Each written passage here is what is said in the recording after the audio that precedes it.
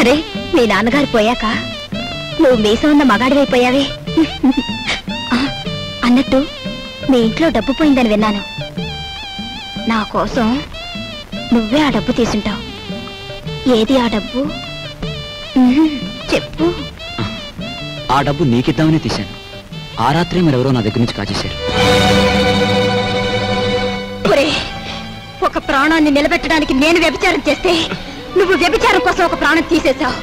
నా బ్రతికే చండాలం అనుకుంటే నువ్వు నాకంటే చండాలుడివి. నేను ఈ ఇల్లు ఎందుకు ఖాళీ చేస్తున్నానో తెలుసా? నీ నీటి మాలినతనాన్ని భరించలేక. వెళ్ళు.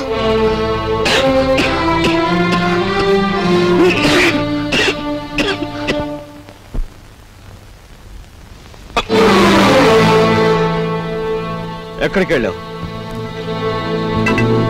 చెప్పు. ఏమిట్రా నువ్వు చేసిన పని? చెప్పు. ఎక్కడికి వెళ్ళి వస్తున్నావు? చెప్పు. ఏమిట్రా నువ్వు చేసిన పని?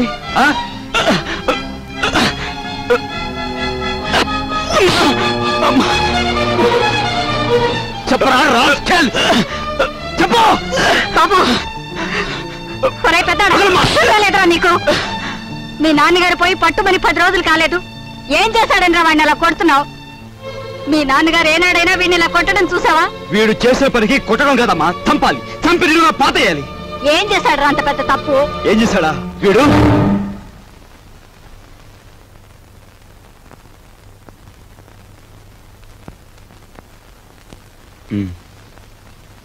బాబు, వీడిని తమ్ముడురా. తప్పు చేస్తే శిక్షించాల్సిందే.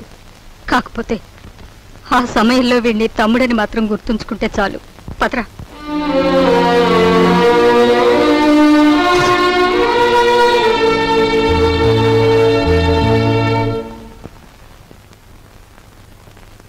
వాడెందుకు కొట్టాడో తెలుసమ్మా? చెప్పు.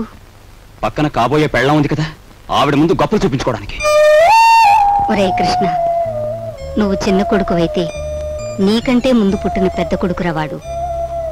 నీకంటే ముందు నుంచే చూస్తున్నాను. వాడెప్పుడూ తప్పు చేయడు.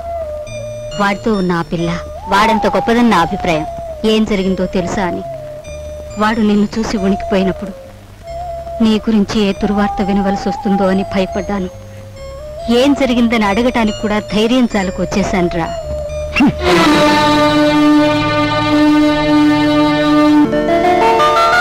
ఈమె నా చెల్లెలు. ఇల్లు వదిలి వచ్చేసింది. మీ సేవా సాధనలో ఉందేమో. సారీ, ఇలాంటి అమ్మాయి ఎవరూ లేరు. వస్తానండి.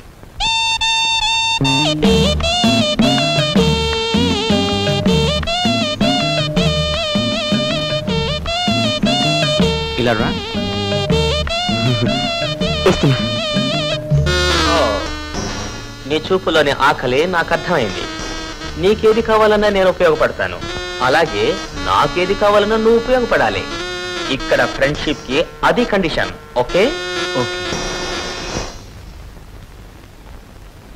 రాజు, నువ్వేవి అనుకోనంటే ఈ డబ్బుతో నీ అప్పులన్నీ తీరిస్తే ఎలా ఉంటుంది? స్నేహితురాలుగా నేనేం చేయాలో, ఏం చేయగలను నాకేం అర్థం కావటం లేదు. నీ అభిమానం, ఆత్మబలం అండగా ఉంటే నాకు అంతే చాలు. పద. మంచి తరుణం మించిపోవును. ఆలోచించిన ఆశాభంగం.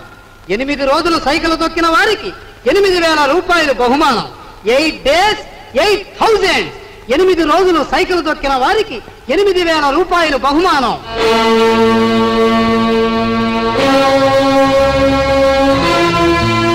రాజు, అప్పులు తీర్చడానికి నువ్వు సైకిల్ తొక్కుతున్నావట. మనలాంటి కుటుంబాల్లో పుట్టి ఇలాంటి పనులు చేస్తే ఎంత పరువు తక్కువగా ఉంటుందో ఆలోచించు. నేను చాటుగానో సన్నాసి బుద్ధితోనో దొంగతనం చేస్తున్నాను అనుకో, లేదా కన్నవాళ్ళనే వెన్నుపోటు పొడుస్తున్నాను అనుకో, లేదా అప్పుల చేత పంచాయతీ జరిపించాను అనుకో, అప్పుడు నేను 10 మంది చేత చీ అనిపించుకునేవాడిని అవుతాను. ఏమిటా నువ్వు మాట్లాడేది? మొన్నటికి మొన్న కుమ్మరాడి దగ్గర కూలిపిని కొప్పుకొని ఏంటి పరువు మీద పెద్ద బండ పడేస్తావు. ఇవాళ మీ నాన్న చచ్చిపోయాక ఆగు. ఇప్పుడు నువ్వేమిటి మాట్లాడింది? మా నాన్న చచ్చిపోయాడా? ఆ మాట నువ్వంటున్నావా? నువ్వు ఏమిట్రా అది? ఆవిడ అలా రెట్టిస్తున్నావు. మరి చూడమ్మా, నాయనమ్మా నాన్న చచ్చిపోయాడు అంటుంది, అత్తయ్య అంటుంది. అసలు అసలు నాన్న చచ్చిపోవడం ఏంటమ్మా? Non sense. నాన్న చచ్చిపోలేదు. నాన్న చచ్చిపోలేదు. మనందరం కలిసి ఆయన చంపేశాం. అవునమ్మా, నిర్దాక్షిణ్యంగా కాలు రాసి చంపేశాం. కొండంత మనిషిని చాదస్తుతో కొందరు, స్వార్థంతో కొందరు, ఇలా అందరం కలిసి ఆయన చంపేశాం.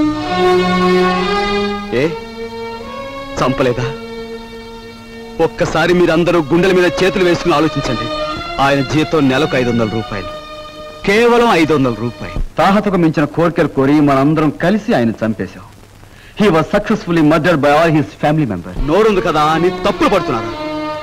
నేను చేస్తున్న ఈ పనిలో ఓ పవిత్రమైన ఆశయం ఉందే తప్ప ఇదేం పరువు పోయే పని కాదని నాకు బాగా తెలుసు. మీరు ఒప్పుకున్నా ఒప్పుకోకపోయినా ఈ పని నేను చేసే తీరు.